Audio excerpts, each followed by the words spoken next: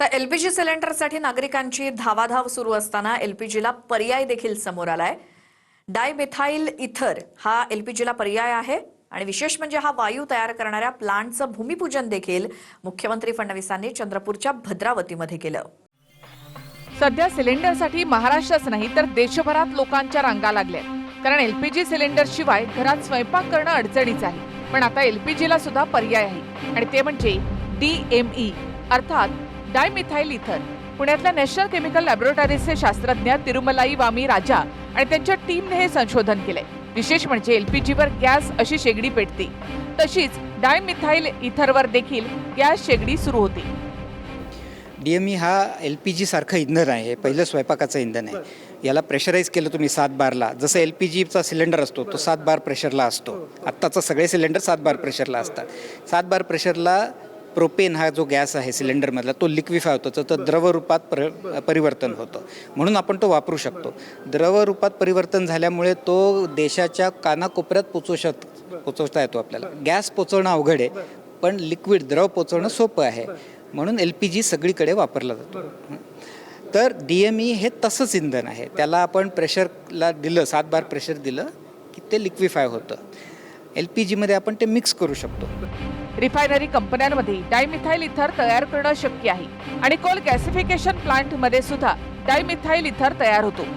या ठिकाणी प्रयोगासाठी हे तात्पुरत्या स्वरूपामध्ये तुम्ही प्रात्यक्षिक या ठिकाणी ठेवले। हा सिलेंडर पाहायला मिळतोय। सध्या आपल्याला जो सिलेंडर भेटत नाही बाजारामध्ये, आता सिलेंडरसाठी मोठी गर्दी होताना पाहायला मिळतोय। तुम्ही तात्पुरत्या स्वरूपामध्ये या ठिकाणी तुम्ही प्रयोगासाठी हे ठेवलेलं आहे। हे जे आहे त्याच्यामध्ये कोणतं इंधन आहे, म्हणजे डीएमई डायमिथाइल इथर आहे का? हा पूर्ण डायमिथाइल इथर म्हणजे 100% डायमिथाइल इथर आहे इथे। या प्रयोगाचं कारण असं की तुम्हाला आम्ही दाखवू शकतो की 100% डायमिथाइल इथर सुद्धा एलपीजी सारखा जळतो। तुम्हाला 100% डायमिथाइल इथर तुम्हाला स्वयंपाकासाठी वापरता येईल, हे प्रयोगाचं। बरं, खरं तर आपण पाहतोय की सध्या संपूर्ण देशभरामध्ये आपल्याला जो एलपीजी गॅसचा तुटवडा पाहायला मिळतो। आपण पाहतोय की डायमिथाइल इथर जे आहे ते गॅससारखंच आपण पाहतोय की या ठिकाणी आपल्याला बर्नलवरती जे आहे ते पाहायला मिळतंय। डीएमई स्वरूपाचं आपण पाहतोय की हे जे इंधन आहे ते सध्या एलपीजीला पर्याय ठरू शकतं, अशा पद्धतीचे इथले संशोधक सांगतायत। विशेष म्हणजे चंद्रपूरमध्ये मुख्यमंत्री देवेंद्र फडणवीस यांच्या हस्ते ग्रेटा एनर्जीच्या कोल गॅसिफिकेशनच्या प्लांटचे उद्घाटन झालं। फडणवीसांनी एलपीजीला पर्यायी गॅस इथे तयार होणार असल्याचं सांगितलं। हा पर्यायी गॅस म्हणजे डायमिथाइल इथर आहे। 7 प्रकल्प कोल गॅसिफिकेशनचे। पूर्वी आपण कोळसा काढायचो आणि कोळसा जाळायचो, आता कोळसा जाळायचा नाही आहे, त्या कोळशाचा गॅसमध्ये रूपांतरण करायचं आहे की एलपीजीला रिप्लेस करता येईल। आपल्या घरी आपण जे सिलेंडर वापरतो अशा प्रकारचा रिप्लेसमेंट गॅस देखील त्या ठिकाणी ते तयार करू शकतील।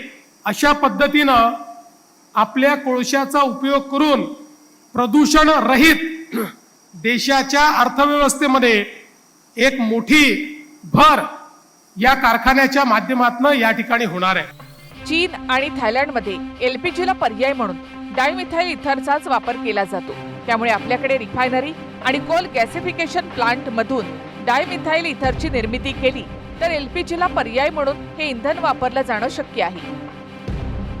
चंद्रपूरहून निलेश डहाळसह प्रदीप कापसे, TV9 मराठी, पुणे।